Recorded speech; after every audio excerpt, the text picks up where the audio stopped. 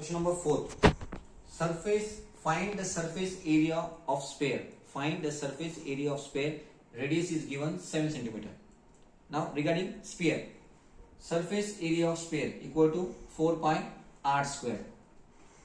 4 value of pi I can take 20/7 into r, 7 into 7. Now in your mind the question comes, sir, why you are not taking 3.14?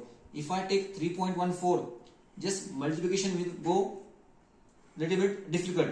But if I take 20/7, the calculation go easy. How? Because into there is 7 into 7. So division 1 7 and up 1 7 get cancelled and the calculation becomes easy. Means it's a part of thinking. How you think, whether you have to take 3.14 or 20/7, it will decide the value of r or any other multiplication. If it is a multiple of 7, then try to take 20/7. 7 7 get cancelled. 4 2s are 8, 4 2s are 8. If I multiply this into 7, 7 8s are 56, 7 8s are 56, 57, 58, 59, 60, 61. Surface area centimeter square. That's it. Question number 5. What are given? Dimensions of the cuboid. Dimensions of the cuboid are given 44 centimeter, 21 centimeter, 12 centimeter. So let us consider length, breadth and height. And in the further they have added that cuboid they have melted and they form the cone whose height is 24 centimeter. Find the radius of that base. Means we want to find out r. We want to find out r. Now when I melt the cuboid and a new object is formed, that is cone is formed. Since one object melted and another object is formed, one thing is common in that, उनकी जो capacity होने वाली है वो capacity same होती है. कैसे क्या? So I can write volume of cuboid equal to volume of cone. अगर किसी एक चीज को मेल्ट किया और दूसरी चीज बनाई गई तो पहले की जो कैपेसिटी होने वाली थी, कैपेसिटी का मतलब होता है वॉल्यूम, उसकी कैपेसिटी और जो नया ऑब्जेक्ट बनाया उसकी कैपेसिटी हमेशा सेम होती है, सिर्फ शेप चेंज होता है. Remember, volume of cuboid L into B into H. Volume of cone 1/3 volume of cylinder. You remember by your own way. I remember this 1/3 volume of cylinder pi r square H. Put the value. L 44 base 21 H 12 equal to 1/3. The value of pi 20/7 r square we want to find out into H 24. Now what to do? Okay, keep r square here, take all the term to this side. 44 into 21 into 12, this is equal to sign 3 and 7 in the form of division.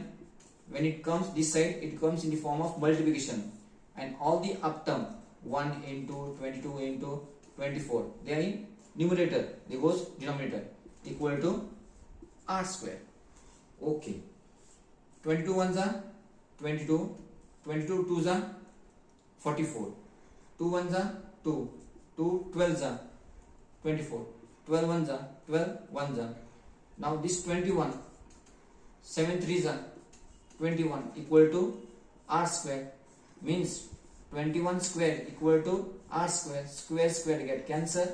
R equal to 21. Radius of the base of the cone is 21 centimeter. That's it. So, hello friends. Question number 6. Question is in the form of figure. One cone is given, one cylinder is given. क्या पूछा?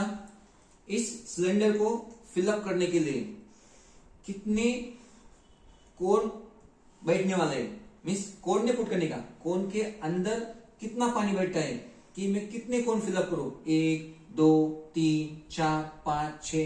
ऐसे में कहीं तो भी पानी है बाहर से, ऐसे पानी उठा के इस सिलेंडर के अंदर अगर मैं पुट करूं तो कितने जग बोले तो cone, that jug is in the form of cone, ऐसे कितने जग इसके अंदर बैठने वाले वो हमें पूछा है. Okay, so if I want to find the answer, what I will do? Capacity इसकी कैपेसिटी कितनी है, मतलब इसका वॉल्यूम कितना है, इसकी कैपेसिटी मतलब इसका volume, number of jug hold equal to, सबसे पहले इसका वॉल्यूम निकालो, वॉल्यूम ऑफ सिलेंडर अपॉन एक जग के अंदर कितना पानी बैठता है, वॉल्यूम ऑफ कोन, फॉर्मूला क्या है, volume of cylinder pi r square h, volume of cone 1/3 pi r square h. Pi pi cut होता है, अब आर आर कट नहीं होता, इसकी रेडियस अलग है, इसकी रेडियस अलग है, ठीक है।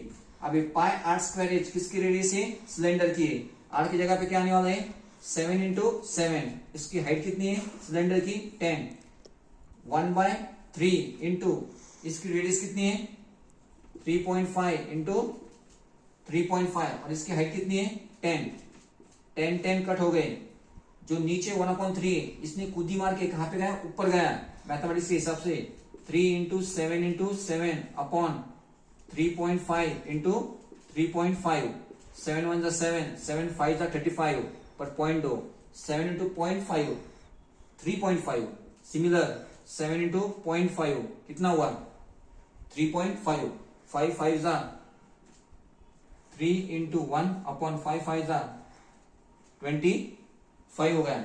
पॉइंट के बाद कितने डिजिट है, 2 डिजिट है, मैथमेटिक्स क्या बोलता है कि इसको हटाओ और ऊपर 2 जीरो, मतलब 100 अपॉन 25, 25 1 25, 25 4 3 4 12।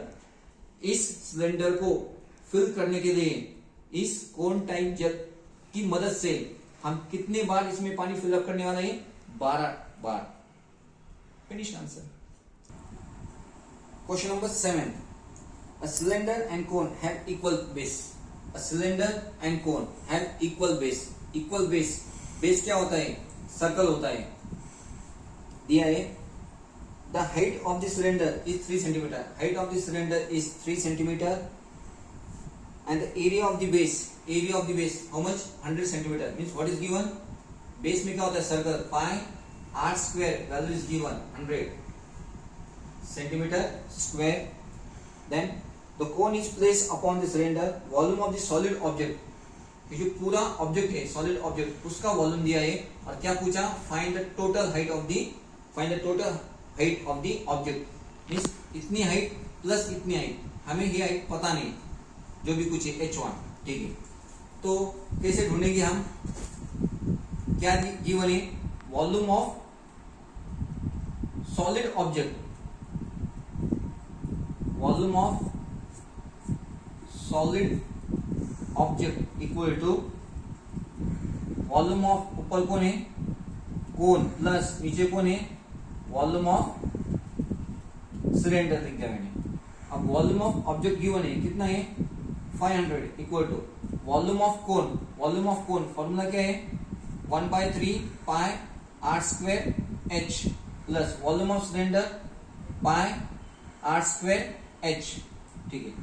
पाई आर स्क्वायर की वैल्यू होने वाली है क्योंकि सिलेंडर का भी बेस सर्कल है, कोन का भी बेस सर्कल है, उसकी एरिया गिवन है 100, so I will write 500 1/3 into 100, h तो हमें ढूंढना है, h1 इसको पकड़ा मैंने, प्लस 100 इंटू इसकी हाइट मेरे को पता है 3, हमें बस h1 ढूंढना है। 500 equal to 1/3 into 100 into h1 plus 100 into 3, 300. Take this 300 this side.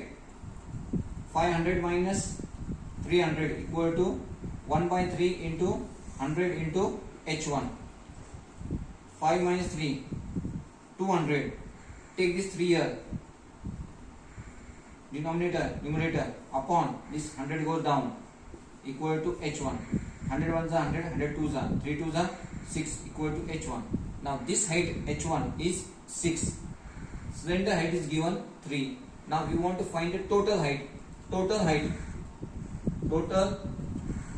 height equal to 6 plus 3. Right, proper.